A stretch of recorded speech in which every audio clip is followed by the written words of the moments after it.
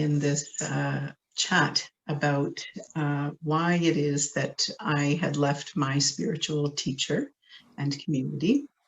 And I've broken this down into 3 sections. So if you want to listen to this again later on, or when it's recorded, you can jump to the 3 sections. It'll be time mapped. And I wanted to start from a place of offering this session to all the beings, all of the people, all of those who are also in a similar situation that I was in within the context of a teacher or a guru and or spiritual community. So this is for healing. This session is for sharing my personal story and my personal experience and healing within that context. And I'll just ask that everybody on the call, if you could mute your mic at this moment. So in this first section, I've called it the observation.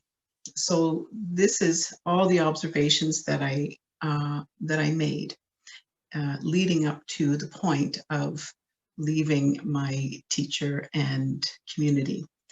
And it took about probably 2 years to truly see and collect all of the observations and the questionings that I was having until it came to a point where I made a decision to leave.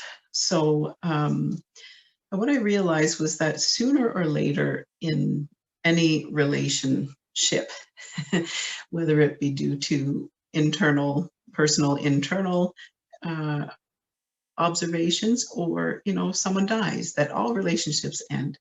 They all move, they all change, and that the student will at some point inevitably leave a teacher, no matter what.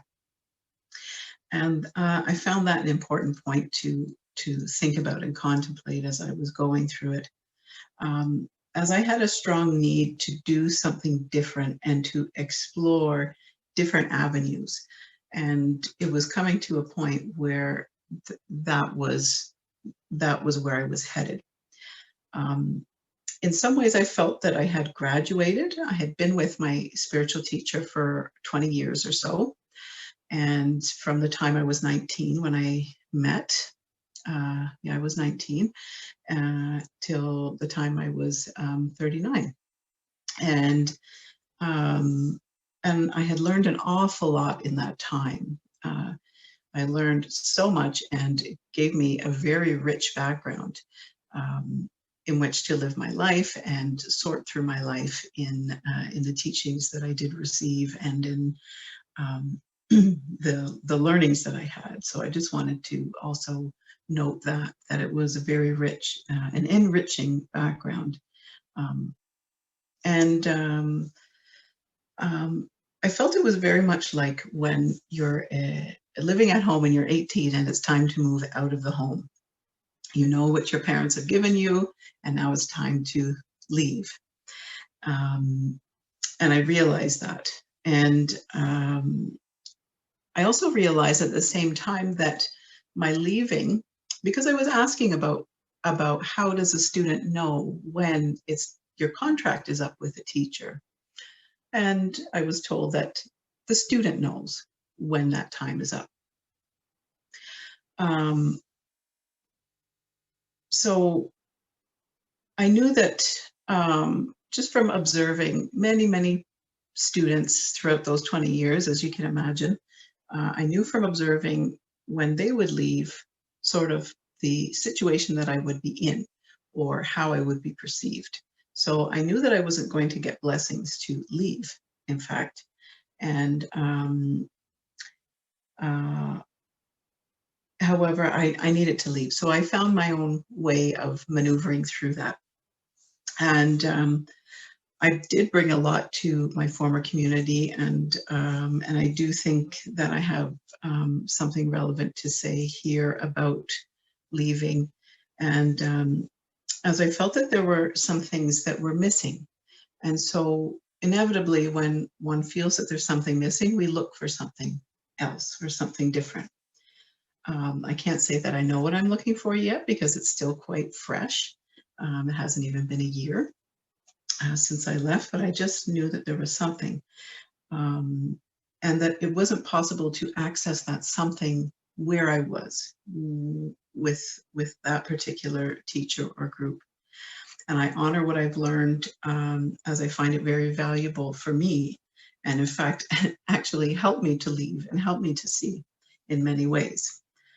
Um, and I also have learned so much after leaving as well. So I find the whole experience very rich and enriching. Not to say that it was easy, because it definitely wasn't. I was in quite a bit of agony and quite a bit of pain for quite some time leading up to the decision. I was in pure agony for about 2 weeks until I made the decision. And then it was like going through a divorce afterwards. So all the emotions and all of those components that go with it. Um, so I'm ready now to follow a different path and anchoring teachings that are from the heart, as I needed more of that, which is what I discovered I was missing in my particular situation. So now I'm integrating all of these teachings that I've learned over the past 20 years, and that includes reassessing any of the teachings that I have received that were without the heart's involvement. That was a big piece for me, was seeing that that was coming up, and that it was important for me to have teachings and a teacher that came from a heart-centered place, a place of compassion and understanding and gentleness. And until that point, I was okay with the way that teachings and the teacher was. And then slowly, over a 2-year period, realized that this was no longer in alignment with my next step or my next bit or evolution, if you will. So I'm learning to trust my resonance now, my energy, my inner teacher, which I also discovered was missing in the process. As I know that we all have to learn from imperfect teachers. So all teachers and everybody has their imperfections. And what I came to realize in this situation is that gurus and spiritual teachers, they are no different in that way. And that all teachers that I will come into contact with will have some sort of imperfections, just like myself and everybody else. So there's also compassion and understanding there for my former teacher, and for everyone who I knew in that community as well. So while having that compassion and understanding for an imperfect teacher rises through my inner healing, which has been the path since leaving. It doesn't erase any of the pains or any of the missing parts that I noticed weren't there, or perhaps weren't there the whole time. However, those pains, or the shadow side, if I could say it that way, those were real to me, and I'm going to be sharing a little bit about that with minding respect, and explaining my healing around that.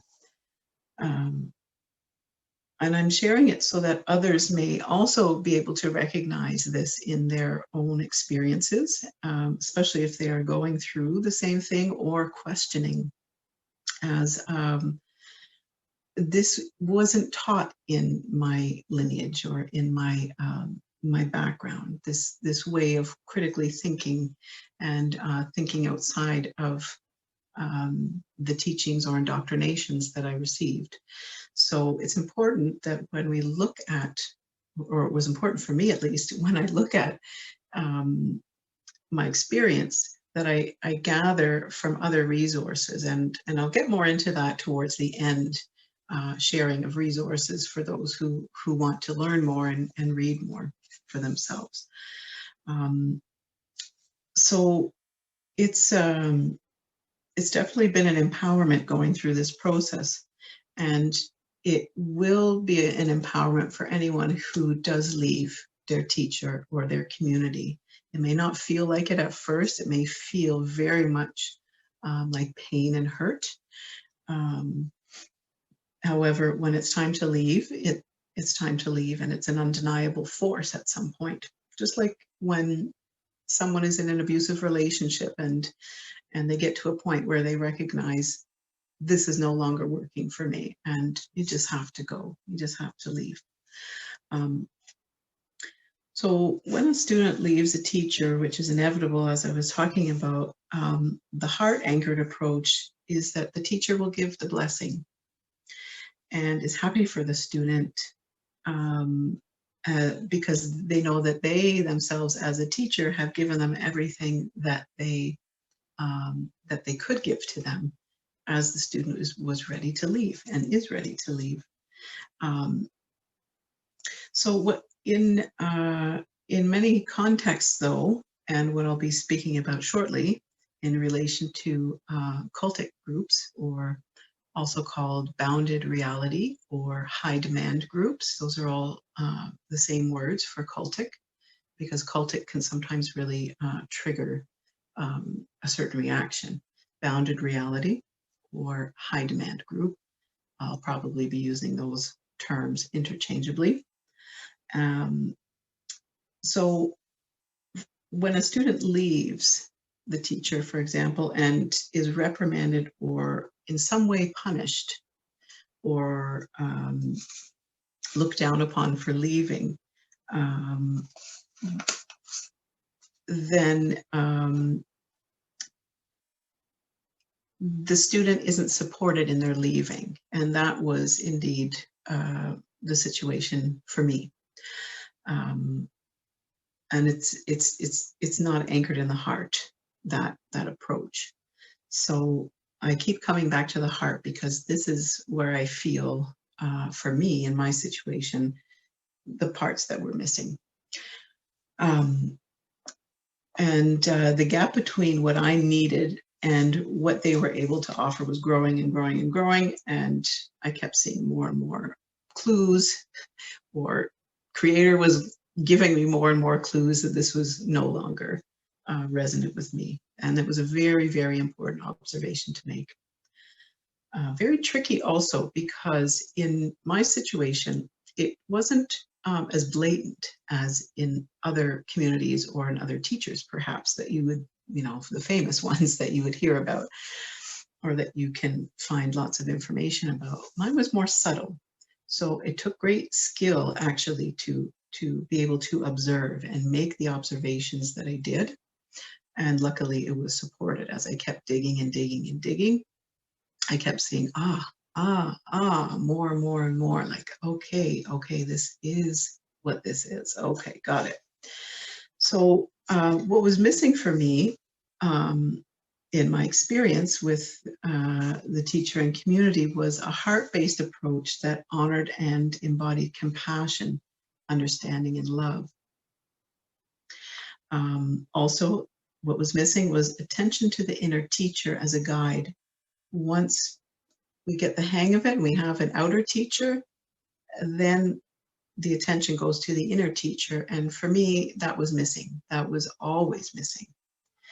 And true sovereignty, or cultivating spiritual independence. So that direct connection to God, or source, or creator, however you want to call it. So I noticed that was also missing. Instead, the focus was on the teacher, on the teachings. Of course, there's the underlying principle of, yes, well, you get there through the teacher. However, that never was an actual focus, and I realized that. And personal accountability of the teacher. So in my situation, the teacher was never actually accountable for any of their actions, any of their words, never took responsibility, and never admitted to mistakes.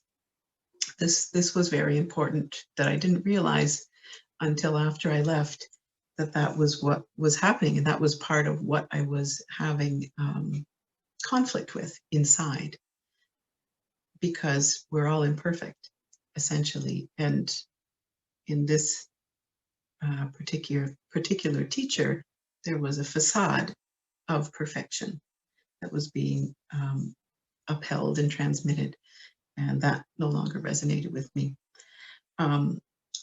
Also, what was missing was freedom and independence, and critical thinking. So it was more along the lines of, this is what the teacher speaks is the truth, and then therefore everything else is not. And when you're in that sort of mindset, it's very difficult to critically think about something, because it will get shot down, or it will be explained in a way that creates a dependence on the teacher. So in that way, it's not really independent or freedom or sovereign as a student. What was missing was genuine interest in the student outside of gaining financially or devotion or any personal gain. So that was something that I noticed as well over the years. And in fact, when I left, I'm quite sure that the reason why I was told I didn't have the correct relationship to the teacher was because I didn't have the unquestioning devotion that was required of me. The other thing that was missing was helping students reach very simple yet important life goals. So there were many that I saw that wanted to get married, they wanted to have children, and then over the course of 20 years, it didn't happen. It didn't happen for them because they were so focused on the teachings or on the community and other things. It could be job, it could be other things like that. And within that, the construct of the structure of the community I was in, it would seem like that help would be given. And certainly to me, it was given quite a bit. But what I observed in others is that for those who had that unquestioning devotion all the time, that was sort of misdirected or withheld, if you will. Also, what was missing was maintaining healthy family and friend ties outside of the group. So in our group, there was a lot of, and this is very subtle, it's not something that was ever said directly, not something that would have been, although it was said directly to some others, just not to me, that they should, not speak to family members. That actually took place, that you should, not speak to this person and that person, and oh, you don't need this person in your life because X, Y, Z. And so that part was definitely standing out to me. And I recognize where I was doing that after leaving in my life. There's no way I could have recognized it while I was in, because I was in. You can't see it when you're in. It's impossible. Don't even try. After coming out and recognizing that part, that I had actually pushed certain people, certain communities, certain family out. It was a big eye opener for me. And that there was also missing charity work or karma yoga for the greater community. There was a lot of selfless service within the community to support and uphold the teachings of the teacher. However, there wasn't a lot of outside of the community and connecting to the greater community on a grand scale. So that part, to me, I've always wondered why that, but I never felt empowered enough to ask that. Yeah. So also, yeah, what was missing, as I mentioned before, was the veneration to the source rather than the leader or spiritual practices. So the leader or spiritual practices became the focus in my former community rather than connection to source. It would be talked about a lot and we would certainly be there, but that bit of cultivation that I needed and perhaps others needed wasn't there. It was missing as well, because that's what happens in that particular type of dynamic. What was missing was also the proper education and use of ego eradication. So what I saw a lot of, and what I saw for myself, was that ego was used as a way to control behaviors. And I'm going to say that not in a big, like in your face kind of way. This is very subtle and very I will say crafty. That word can be charged, but truly it was. And so instead of being aware of the ego and eradicating parts of it, we would get ego thrashed, which is a little bit more than just being aware of ego and aware of when we step into it. This is like using the concept of ego to make a student feel a certain way, or to keep discipline, or to keep order, or to in fact embarrass in front of group, because a lot of the ego thrashing would happen in group and in public in front of others. So that's what was missing. And the admittance of imperfections and actually humbleness, true humbleness, which I'm learning in a different definition than what I had learned it in as a truth. I had learned it in a very different way than the rest of the world understands humbleness. And so I see that now. And I recognize the shortcomings of the former way that I had been taught about humbleness. And of course, as I mentioned, making apologies was also missing.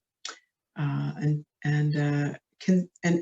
consistency in what was taught and what was practiced. That was something that came up quite a bit over and over and over, is that we would learn something and then right away or further down the road, I would see it not being embodied and not being practiced. So it was very confusing. It's a very confusing thing. And so I felt that was a missing part as well. Yes, and one of those inconsistencies was when I was actually leaving, where I had asked the question. I was very upfront with my questioning of the teacher, and I asked the teacher, how does a student know when it's time to leave? And they said, the student decides. And then what actually happened was that the teacher sent me word that I'm out. And luckily it was right at the time when I was getting ready to send word that I wanted out. So, so that was an inconsistency there. Yeah, so that's all the bits that I felt that were missing that that contributed to my leaving. Of course, they go very deep, and there are many examples, but I'm not going to get into that. I'm very thankful to have other teachers prior to and during this time of working with this community. So it was possible to see what was missing more clearly, as my knowledge of yoga, Ayurveda, etc., shamanic work comes from outside this community and also from other teachers and other lineages. And I was a yoga teacher before I joined this community. And so I had that background and sort of a foundation for some of these things, and also for the earth-based practices as well before I joined the community. So so it was good I had that, as within my community, it's taught, or my former community, it was taught that all you needed was one teacher and one teacher alone. And so under that mindset, yes, you you're convinced that you're getting everything that you need. However, that wasn't my experience, and I don't, and I'm sure it isn't for most people, because that's quite a high expectation to have of oneself and for others. Um, and since we're imperfect beings, um, that can go wayward really fast. It was also important to note that one of my teachers, that I still consider my teacher, is her husband. He was my former teacher's husband. He was not missing any of the points that I mentioned, and that my observations also had nothing to do with the people in the community as well. So it's by no means any reflection on them. The points that I see that were missing that caused me to leave. They're all great people, and I hold them high in my heart, and they are great. This has to do, my leaving has to do with the behaviors of the one teacher, the one particular teacher, and the missing elements that I was needing, which required me to leave. When I left, the teacher tried to say it was because of Shaktipad, and that I wasn't being graceful, and insinuated I was being disobedient, and all of that sort of thing, all those sorts of things. However, that's not how I see it, and that isn't my perspective at all. I was told that there was something wrong with my heart, in fact, and when I would question, that I had an incorrect relationship to the teacher.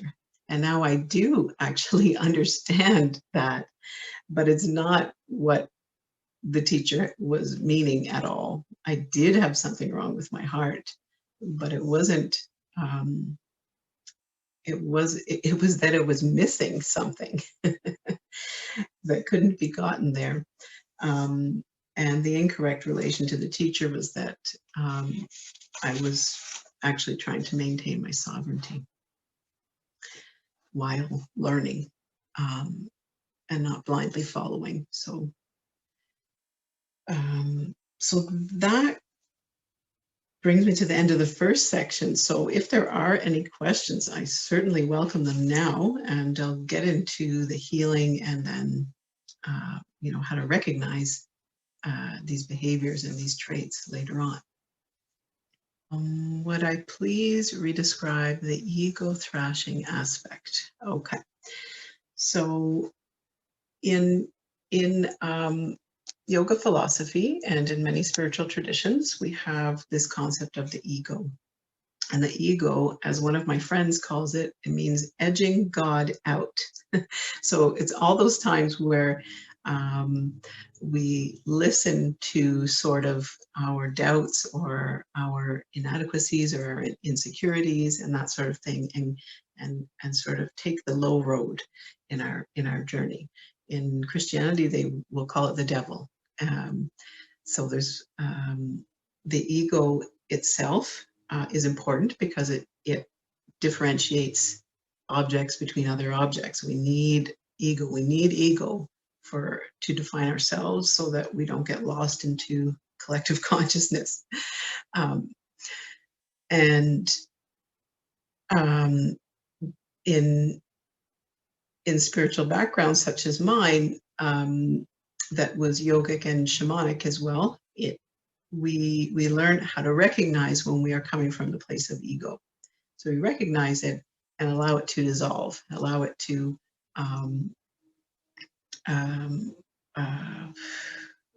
no longer a slave to it, so to say. So that's sort of how I understand it anyways. So the ego thrashing part is when, let's say, I say, oh, I don't think I'm able to come to this retreat. Let's just say this example. And then I may be criticized for that, saying it's my ego that doesn't want to come to the retreat or whatever. It can also be used if I had, let's say I had, I'll use one of my examples that actually happened to me in one of the last retreats I was at, where the teacher knew that I was questioning my relationship to the teacher, and so brought me in front of everybody, and I went through a process to try to show where my ego was preventing me from connecting to the teacher. Okay, this was, of course, when a person is in front of a group, they act very differently, and there's sort of a group think that is set up in that kind of situation. When the teacher brings people in front of the group and then goes through a process with them in a way that is going to misuse the concept of ego to say, okay, you need to listen to me. Now, of course, they never ever said that. It's not something that they say, and they may not even be aware of it, that they do that, in fact.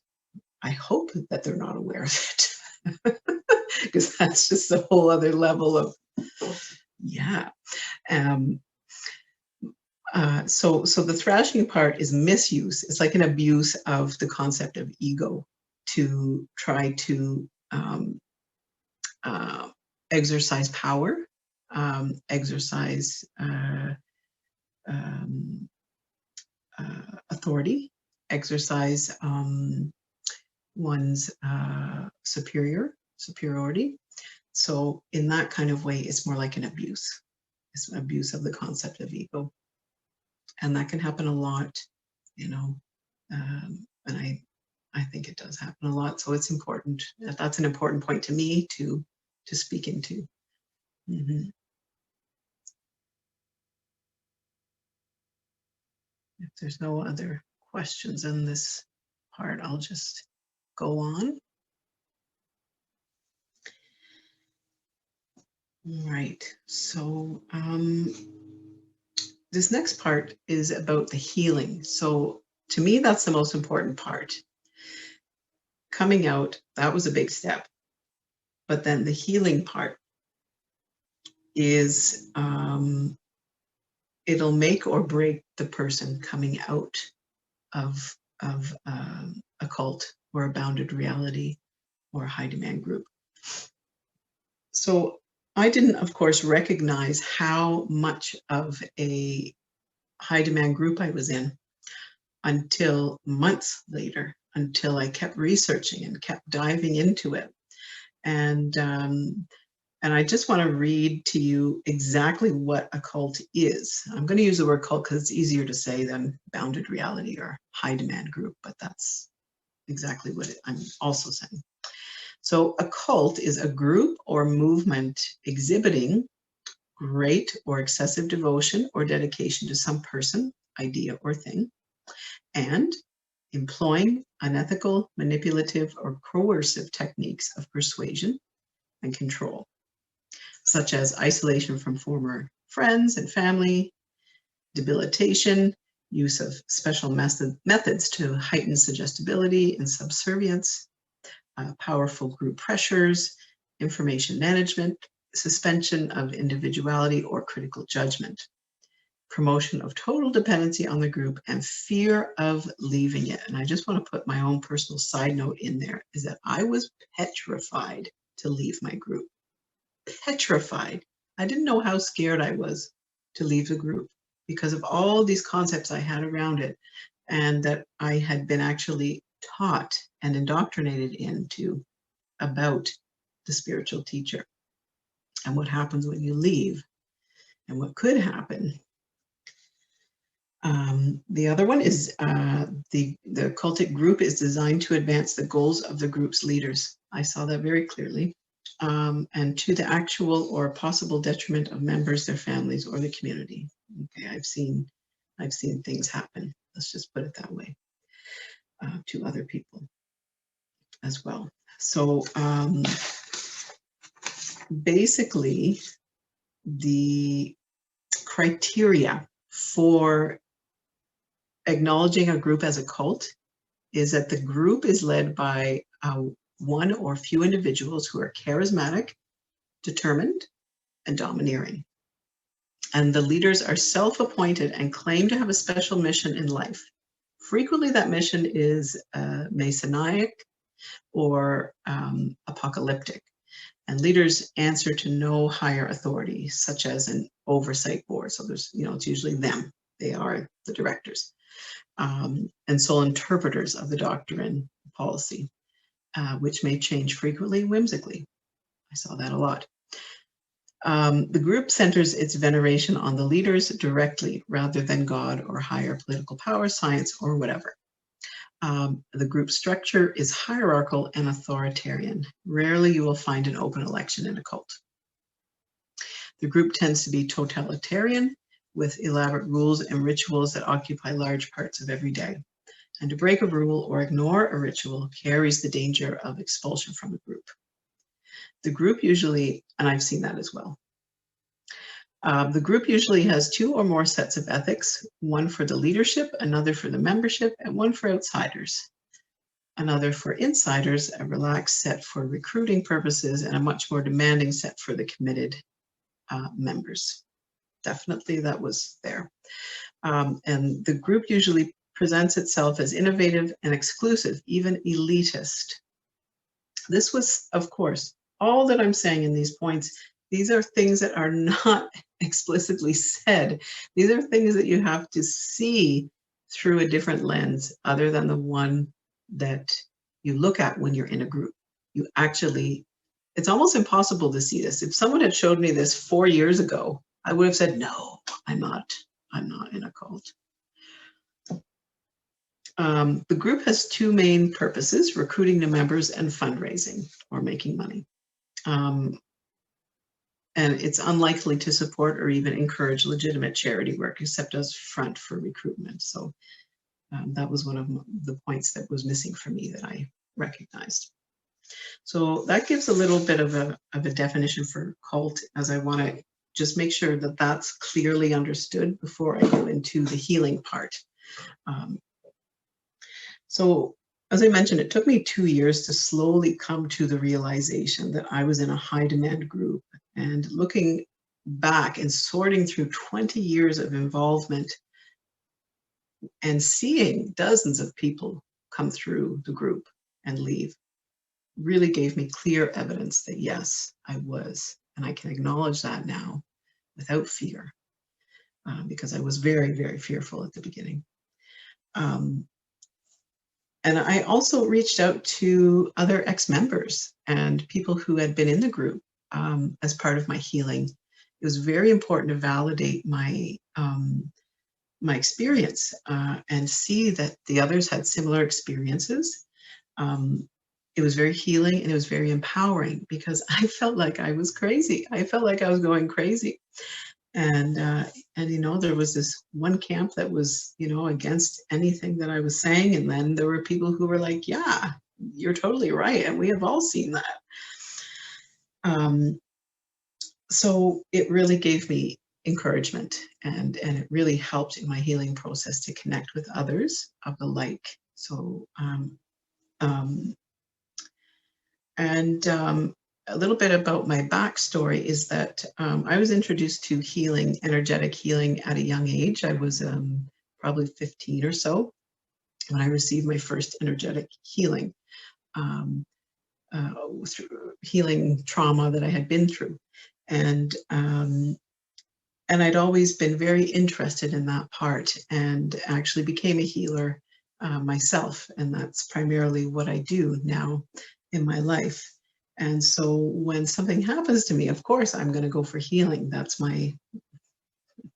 how I see the world.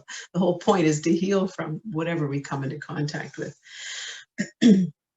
So when I gave my notice of resignation, right after I was told to leave, I made careful note to explain my energetic boundaries. I actually asked the teacher not to check on me in the invisible or energetically, because that's a very refined skill that I know that they have. And then the next day in meditation, the very next day after I gave my letter of resignation, I was sitting in meditation, and I remember noticing this space above my head that I did not notice was there before.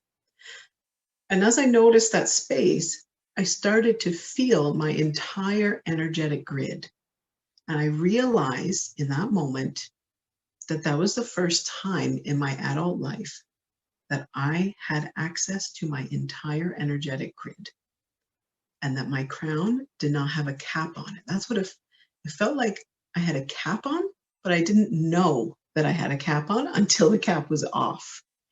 And I just broke into tears. I was amazed and relieved. The feeling of relief that I had was so overwhelming.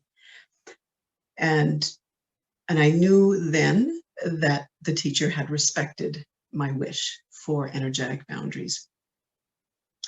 As a friend of mine who left their spiritual teacher many years ago, uh, was explaining to me that sometimes the teachers, whether they know it or not, whether they're conscious of it or not, especially in the cultic dynamic, will leave a residue, or what they call an implant, or some sort of energetic signature within the energetic makeup of the student.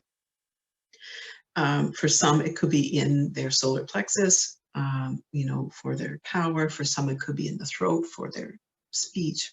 For me, I noticed it on my head, on my crown. And I'd always learned that when you're with a spiritual teacher, they're protecting you.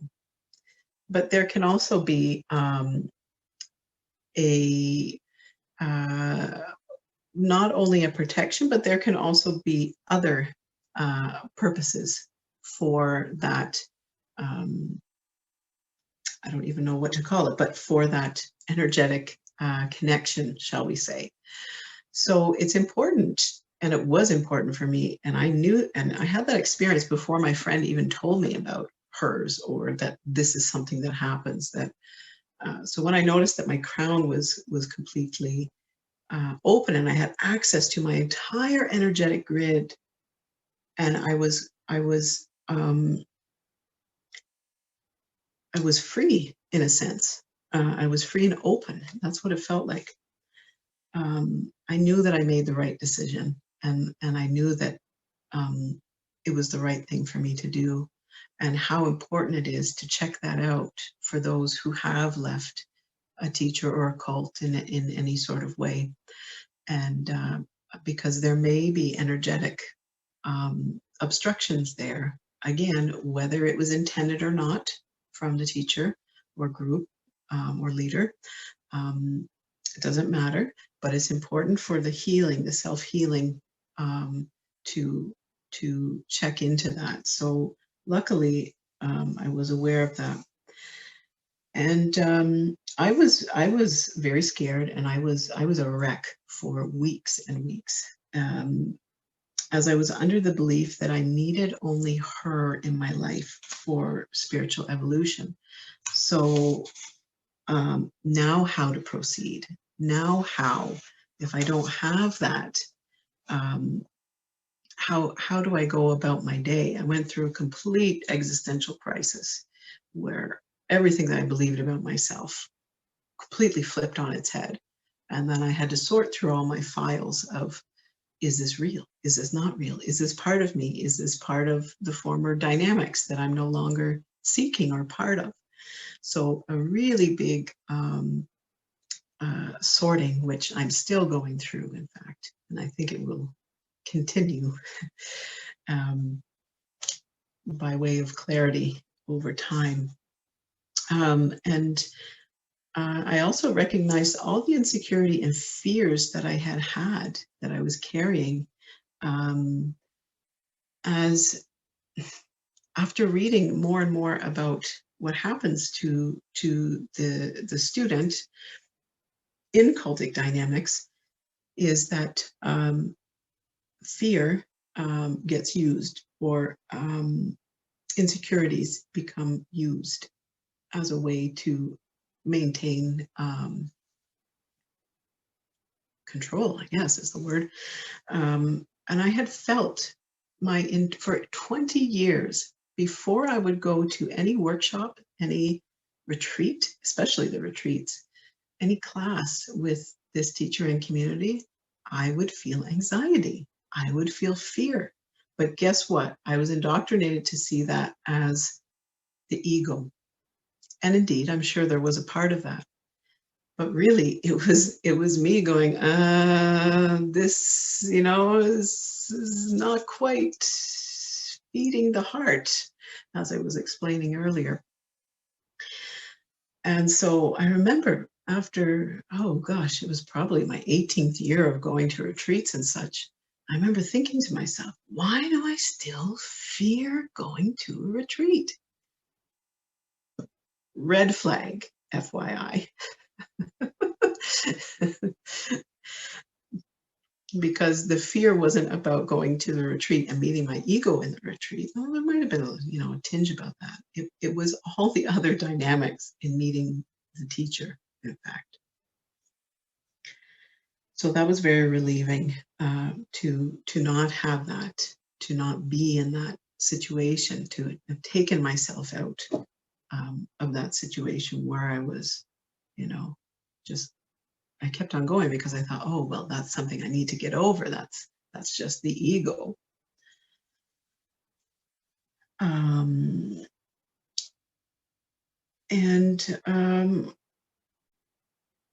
So my nervous system, as a result, if you can imagine 20 years of that, my nervous system was registering all of that fear and insecurity in front of the teacher for all those years. And so it was always in a state of alert, and for fear of not being correct, for not saying the right things, for not doing the right things, for anything that wasn't going to be correct, that was going to be an ego thrash later on.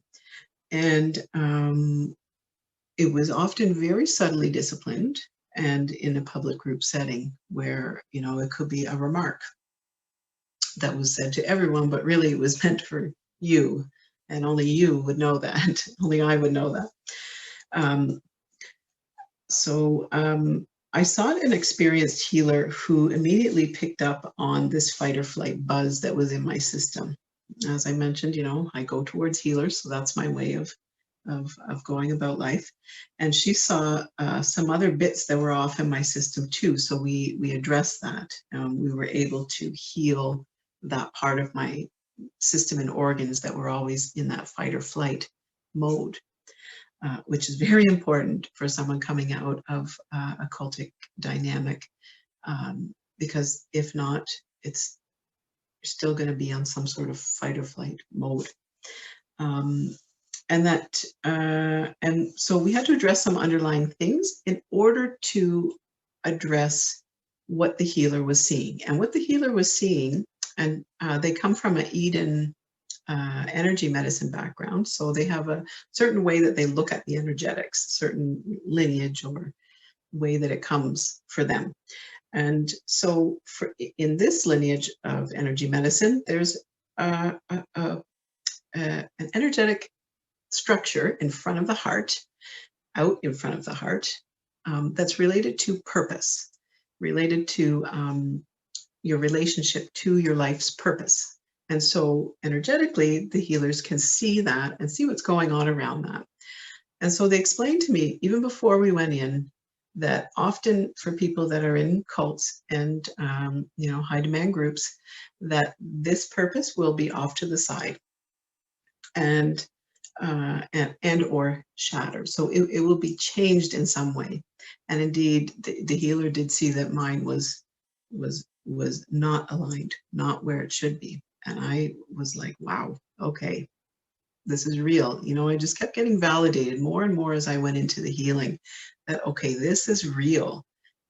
I'm not making this shit up. And so we got my system into a place for the next healing. And in the next healing, a few months later, went to check on that center that's connected to purpose, life purpose. And she saw that it was shattered everywhere. So in our session, the work was about bringing that back into the center. Because literally, what cults will do is deflect you from your purpose, because your purpose becomes that of the group or the intentions of the teacher. Okay, and this is not, I'm not talking about in a selfless way. I'm talking about in a self-serving to the teacher way. Okay, furthering their agenda. So your purpose goes second, and it gets misaligned. And so we, in that session, we were able to bring it back into the center. And then I had some homework to integrate that and keep that energetically healthy. And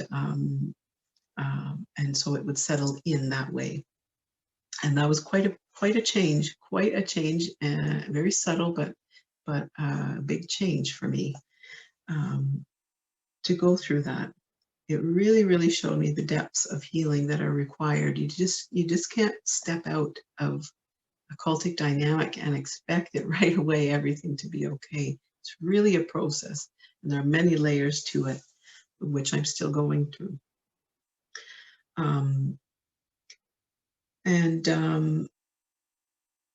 Yeah, so this is the way I went about it, and there are many other ways you can go about this type of healing, but this is just the way I go through it, because that's what my affinities lie in, or the energetic healing. I also worked with an elder in the community, so this was another way that I was and am. I'm continuing to work with this elder, and so we would meet at first every week. Now we're every 2 weeks because I feel more settled. And we would look at the part I was having trouble with, that they helped me with, was looking at some of the indoctrinated beliefs that I had taken in and were questioning now as I'm out. So we would sit down, look at these beliefs, and they have this elder has an extremely rich background in many different teachings. In fact, spent the whole life learning from teachers and gurus around the world from all different backgrounds, especially in the yogic background. So very rich, and I felt very supported, and that I was actually listening from a knowledgeable source. And help me to see, okay, what was true, what was not true, what was universally true, and what was specifically true to this group or teacher. And so that is still an ongoing and excellent inquiry in the healing process. And this coming this fall, so in maybe a month or so, I hope to also be starting with a psychotherapist based in Toronto, who deals specifically with spiritual abuse and those who have left cults. So it's very important for people also to work with people who know this territory, because not all psychotherapists are equal in that, or counselors, or healers or helpers. So it's very important to find someone who knows this terrain and who can help with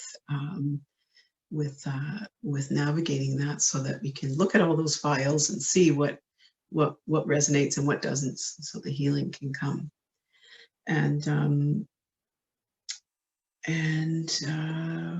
I was initially also fearful to come out and speak freely about this subject. I was very afraid. I really wanted to come out and speak about it, but I was also extremely afraid because of judgments. Because I do have clients, I do have students myself as a teacher of spiritual things and a yoga teacher and a healer. So I had a lot of concern about that, and thinking about, you know, am I going to lose people? Am I going to lose students? Am I going to lose clients? Am I going to lose friends? You know, what's my family going to think about this?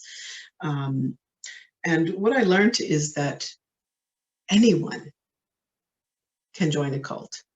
Anyone. It's not any particular type of person, because there's a way that cults can speak to everyone in every walk of life, every stage of life, etc.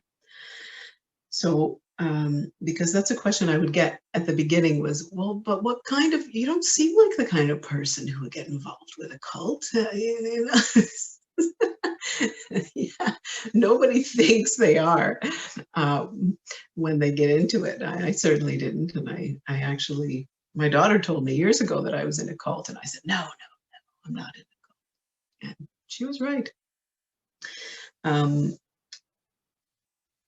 so yeah, I wondered if I would lose, you know, clients, people, how I would be perceived, how my work would be if I came out and started talking about this, because that's a real concern. And in fact, it's a real concern for many people who have left my particular teacher as well. They feel like they would be judged by society.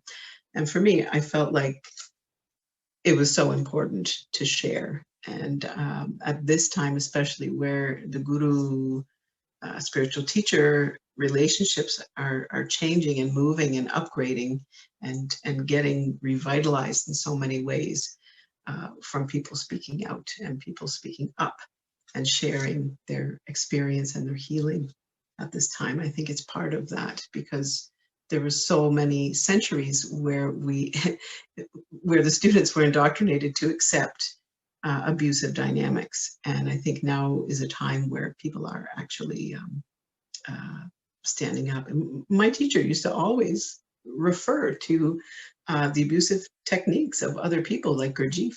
If Gurdjieff was a spiritual teacher right here, right now, he would be arrested and in prison because he kidnapped his students, you know, and even Yogi Bhajan, you know, all of that, and a whole bunch of other spiritual teachers as well, um, who had questionable methods, whose teachings were very helpful, but whose behaviors um, were questionable. And that's a very important distinction, because yoga in itself is not um, corrupt. It's the behaviors behind the people that um, teach it or share it. So yeah, so I had a huge fear, and because I'm a teacher, I teach spiritual things. I have a spiritual school with students enrolled at the time of leaving, a 3-year program. So it's not like I could just stop in the middle of there while I was reassessing my life and going through my existential crisis. I had to, you know, to really suss it out and really get through what it is that I believed very quickly. So I want to thank my students, actually, and clients for their support and their patience with me at that particular time, and even now. So a couple of things that I learned along the way when I left was there were some things that were helpful and some things that were not helpful. And I think this is of particular interest for those who are leaving, or who know someone who is leaving, or in the future meet someone who is leaving a spiritual group or teacher or cult because of cultic dynamics. So when people leave a cult, this is what's not helpful, just based on my personal experience. This isn't stuff I've read or anything. So thinking that the one who is leaving, me, in my example, is a cult leader themselves, also because their teacher was. Okay. This, of course, is a natural inclination for humans to think like, oh, and to back up, you know, oh, you left a cult, you left a, you know, you left a something that I don't know very much about. However, be reassured that if someone left a cult, it's because they saw something they did not like, and they're physically separating themselves from it because it is not them. It is absolutely not them, and they are going over here. So that's an important distinction, that when people speak and talk about that, they are not that, okay? And they're probably taking great lengths and strides to not follow anything around that. So that's an important thing. Also, what is not helpful is saying, well, think of all that you got from it. Just think about the positive. Think about all the good things that you learned.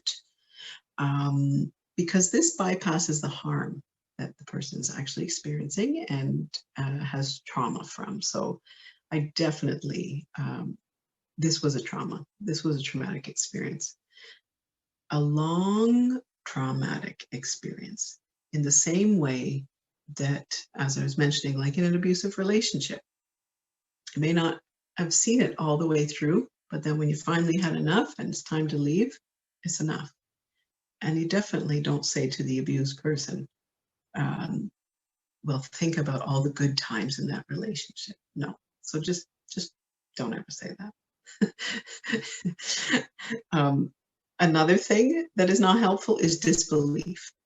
So not believing the person and what they're saying oh, well, you know, it must have been this, or you must have been misinterpreting that, or you've got it all wrong, stuff like that.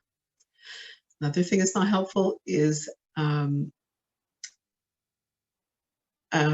distancing yourself from the individual, like again, because of the cult thing, and just, you know, one's own ignorance of not knowing exactly what that is as a way to distance from them. Most likely, if the person has left, they need your support. They need you. They need you to just be there. And so by distancing or dropping away from them, it's like actually rubbing salt in the wound, and is actually adding to the trauma that they're going through. And treating the individual as if it's contagious, right? So that whole thing of like backing off is like, oh my God, you're in a cult? Or you left a cult? I'm getting away, you know? It's not a contagious thing. You're not going to suddenly drop into a cult yourself because you're close to someone who left one. But what is helpful is very simple, is listening and validating their experience. That's all. That's all. And by doing that, it offers support. And you can offer support in other ways. Get closer to it. And the most helpful friends have been the friends for me that have done that. They listen, they want to know everything. And in that way, I felt validated. I felt like I wasn't crazy, and which is already a difficult situation. So yeah, so those are some things that are not helpful and helpful in that. There are lots of books also. So in you know, this section, I'm just talking about all the healing. So many books are out there that are also helpful in healing. And I brought a couple with me. One is called The Guru Drinks Bourbon. That was a helpful book. There's also one written by Matthew Remski called Practice and All Is Coming. That one, a friend is reading it right now, so I don't have it with me, but it's a good one by Matthew Remski. And then also this book was suggested to me. It's called Don't You Know Who I Am? And it's How to Stay Sane in the Era of Narcissism, Entitlement, and Incivility by Ramani Durvasula. And it's excellent in understanding the mentality behind the cultic leader as well. And there are many podcasts as well. Look for podcasts that are about cults. What I found in my research is that I always would listen to stories that were more sensational than my own. So at first I questioned if my experience was indeed leaving of a cult. And And then I got to see, oh yes. And as I kept digging and listening and piecing things together and say, ah, yeah. Then I saw, yeah, it is. And of course, there's the International Cult, ICSA. I forget what their words stand for. They are the association or group to look for resources. And Cult Education website, culteducation.com, was very helpful. It was actually that website, culteducation.com, where I realized, because the warning signs that they post for unsafe group leader, I could tick off 8 of the 10. And so that was really important. That was really important for me. The bottom line for the healing part is that critical thinking is so important in the experience of spirituality, and that the skill, and to develop the skills and the vocabulary to discern between safe and unsafe communities and leaders, which are not taught in any bounded reality or cult. Okay, it's not taught. It has to be gotten from external, especially if it's a destructive cult. So there are some cults that are, not so destructive, and then some that are more destructive and invasive. There are different levels.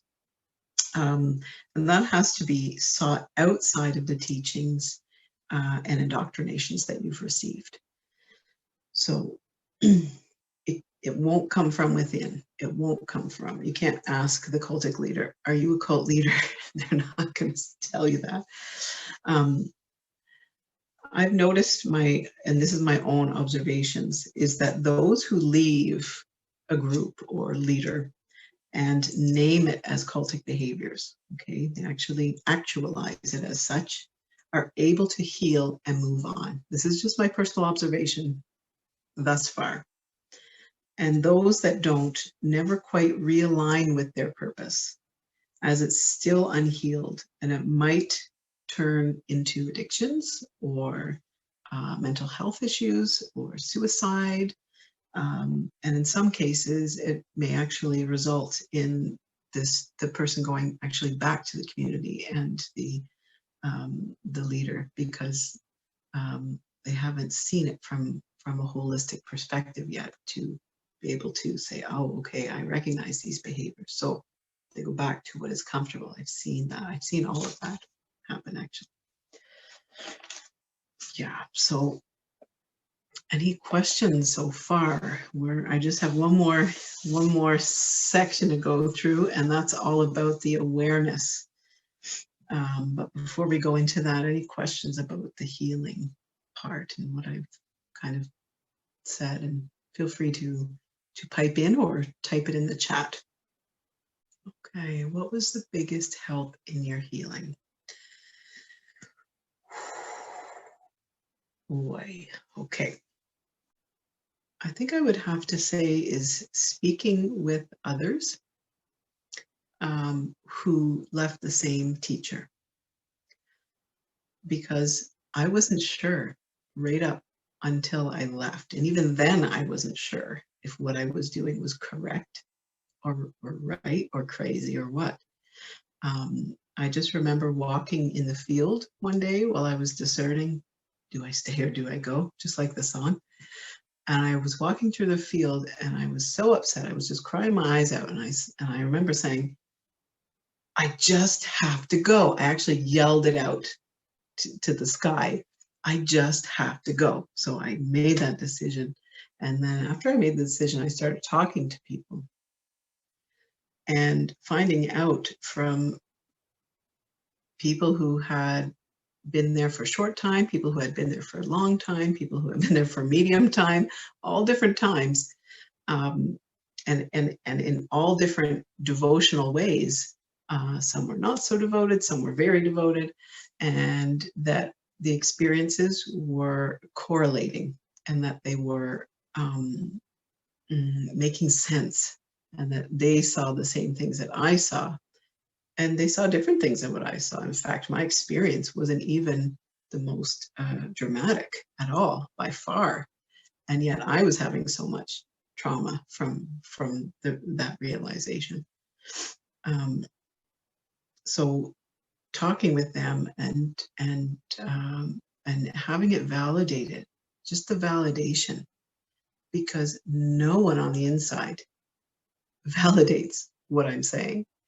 Nobody does. So, and these are people that were my best friends. Well, I thought they were my friends, but I see that the friendship was not based between us. It was based between the teacher. The relationship came with the teacher, not outside of it. There might be one or two actually that are able to be neutral, truly neutral. However, not for most of them. And yeah, so having that validation, I think the validation was the biggest, and then more validation. Validation, I think, was the biggest healing. Reading all the books where I can say, oh my God, oh my God, oh my God, I totally relate to that. And that happened. And yeah. And seeing that this was, that this is a phenomena globally in many factions, many communities, many ways, not just in the spiritual, and that these people exist who operate in that way. And it's a pattern, and that it's an actual pattern on the earth that that requires healing, requires serious healing, um, and and just seeing that as like a global phenomenon, that was also very healing. Rather than, you know, me being a little victim over here. It's like, oh, this is big. There's lots of people involved in this, in these dynamics.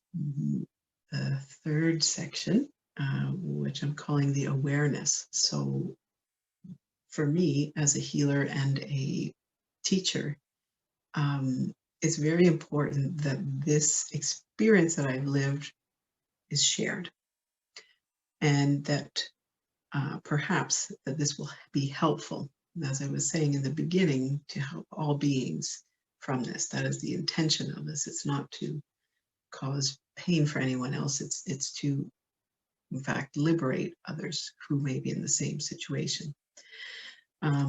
So, as I said, anyone can be part of a high demand group or a cult. And there are some very good resources that I mentioned. And basically, what I wanted to do was just share with you the checklist of the characteristics of a high demand occultic group. I mentioned the definition of the cult and what that looks like, but this is a little different. And perhaps I'll give little anecdotes along the way. I've taken this from a website, so these are not my authentic ideas. And I don't have the website here with me for this particular one, but I really liked this. It's called Checklist of Characteristics. So, number one, the group is focused on a living leader to whom members seem to display excessive, zealous, unquestioning commitment. The unquestioning part is the important bit that distinguishes the leader of this dynamic from another. The group is preoccupied with bringing in new members. The group is preoccupied with making money. Questioning, doubt, and dissent are discouraged or even punished. Mind-numbing techniques such as meditation, chanting, speaking in tongues, denunciation sessions, debilitating work routines are used to suppress doubts about the group and its leader. The leadership dictates sometimes in great detail how members should think, act, and feel. For example, members must get permission from leaders to date, change jobs, get married. Leaders may prescribe what types of clothes to wear, where to live, how to discipline children, and so forth. And I just want to say that most of those happened in my community, not particularly to me for some reason, but I witnessed it in others. One, for example, was that one of the students was taught how to physically discipline a child in the right way. I never, ever believed that there was a right way to physically discipline a child, but that was given. And of course, it's unquestionable. The group is elitist, claiming a special exalted status for itself, its leader, and members.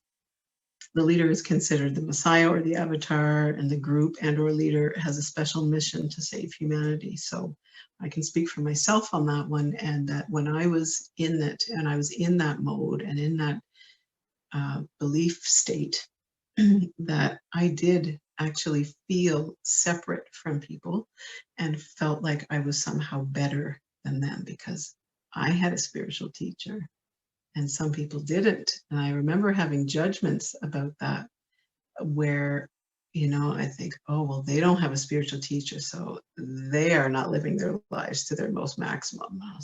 After I came out, I was like, oh my God, what was I thinking? The group has a polarized us versus them mentality, which causes conflict with the wider society. Yes. So in that way, 100%, you feel separate, you feel better, you feel exalted, you feel elitist. The group's leader is not accountable to any authorities, for example, like military commanders and ministers, priests, monks, and rabbis of mainstream denominations. Yes. The group teaches or implies that its supposedly exalted ends justifies the means that members would have considered unethical before joining the group. That can happen. The leadership induces guilt feelings in members in order to control them. So in my experience, this was very subtle and it was very crafty and it was very, it was actually, I had always admired that quality in my teacher, to be able to go into any situation and meet with any kind of person from any culture. We traveled the world together and they were able to, I always thought it was a skill that I wanted, to be able to connect with them and, immediately like get into them or get into their mind. And then later on, I realized, well, yeah, that can be a positive thing if the other behaviors aren't there. But if the other behaviors are there, then that can actually be a manipulation of people, and very subtle, very, very crafty and very subtle. The next one is members' subservience to the group causes them to cut ties with family and friends and to give up personal goals and activities that were of interest before joining the group. Yes, that can definitely happen. I definitely saw that. Lucky for me, I was always kind of not in the center or in the core group. I was always more on the next layer out, I guess. And so I always kind of had other communities and other groups and other people that I was always connected to. So in that way, I was a bit different. Members are expected to devote inordinate amounts of time to the group. Members are encouraged or required to live and or socialize only with other group members. I remember speaking with someone, and yes, my former teacher did tell students, certain students, to live with each other when it was time for them to leave each other because of different conflicts or whatever. And we were under this belief, which I now see is completely false, that it was easier to live with people from the same group, because the other group was just a totally different frequency. Anyone else would just be a total different frequency and it would be more difficult. That's true if you believe that to be true. That's all I'm saying about that one. And question is, was your marital relationship helpful to you in balancing your connection to the group? Yes, I will have to say yes. And that's an interesting question, because my marital relationship actually helped me afterwards come to terms with lots of things. So my partner very clearly and concisely would sum up everything that I would tell them about it. And I'd say, oh yeah, oh actually, yeah, that's really true. And it was very helpful in that way. And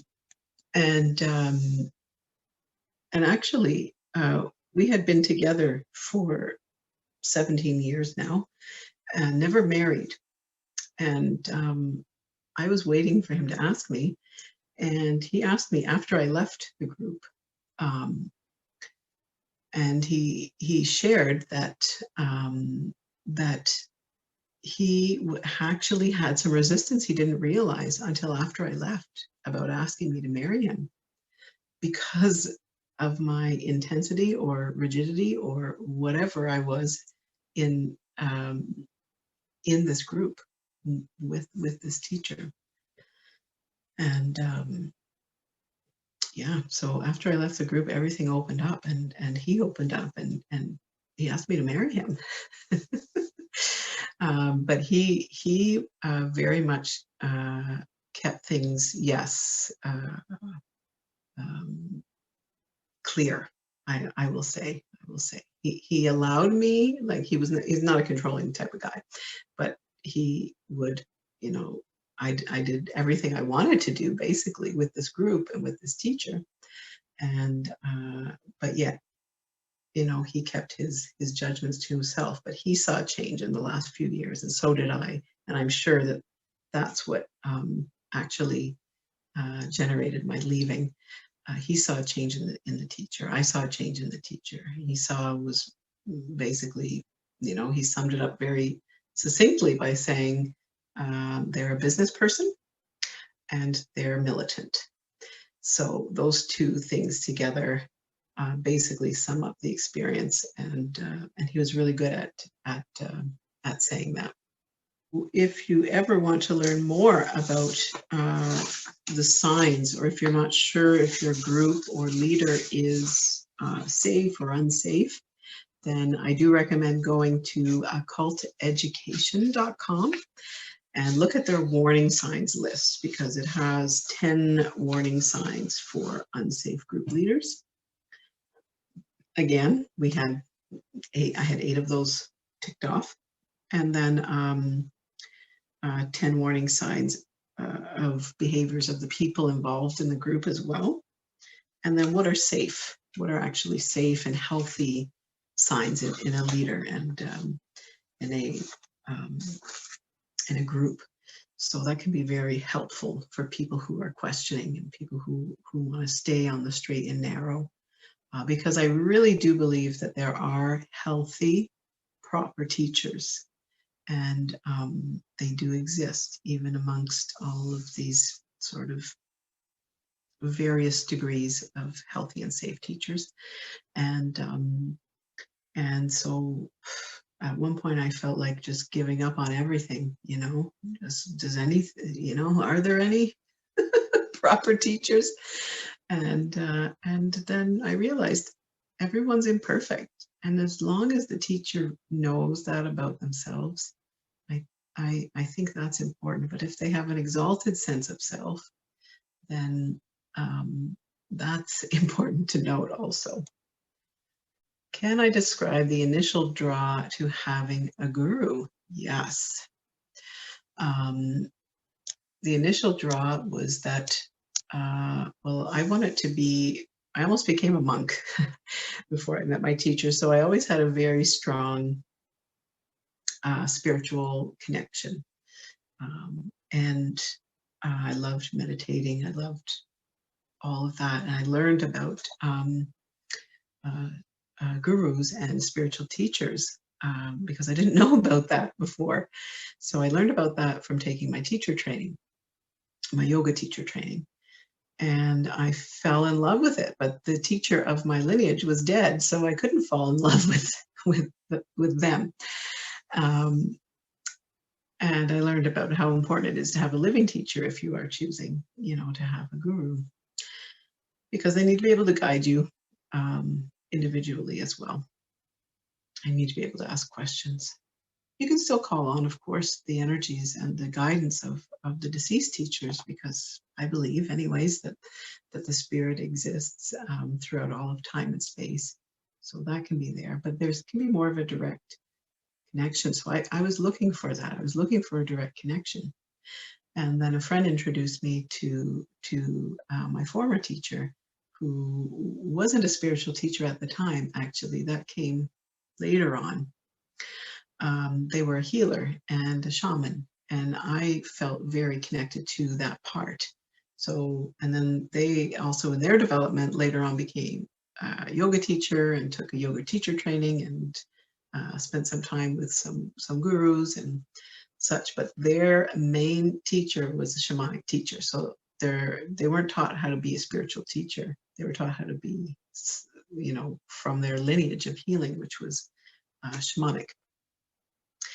And I really liked that. I really jived um, with that um, with that combination because that was me essentially. So once I saw that that existed, I went for it, and I am really glad that I did because, like I said at the beginning, I'm glad for everything that I learned along the way, and it's made me who I am now, and has helped in my evolution, has helped in my life. Some things it didn't help with. Um, However, would it have been the same either way? Would I have made stupid mistakes also? Yeah, probably. But I see it now as a stepping stone, that relationship to the guru. And and and yeah, that's what I was looking for, was guidance, was guidance, because I was really messed up. Um, all the traumas and pains and stuff, and really felt like a lot of that got healed and got addressed in my time spent with the teacher. Um, and I often think about that, and I thought, well, what if they had just stayed as a shaman and a healer in that way, and taught through that way? That would have been great, also. Um, But I think sometimes what happens with, when you start getting reverence and you start having power and you start having admiration and devotion, people really liking, and is that if there's no guidance about how to make that step as a spiritual teacher, which there wasn't in my former teacher's background, they were self-appointed, which is red flag. Um, of course, people can be, you know, truly safe and self-appointed as well. I believe that that can happen too. Just know the characteristics, know the behaviors, know more information, and critically think about that. Um, am I looking for another teacher? Not at this moment. It's gonna make this passage, and I know that if and when I'm ready, just like with the last one, that they will appear. That's how they work, from what I understand, anyways. Well, I want to thank you and everyone who's listening then. And if you do have questions, do feel free to reach out at any time. I don't know if I can help, but I'll try. And I wish you well, and I hope that this does serve that it only serves.